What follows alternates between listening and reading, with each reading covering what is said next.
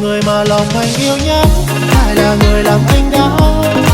Anh mãi lừa dối con tim dần lòng vô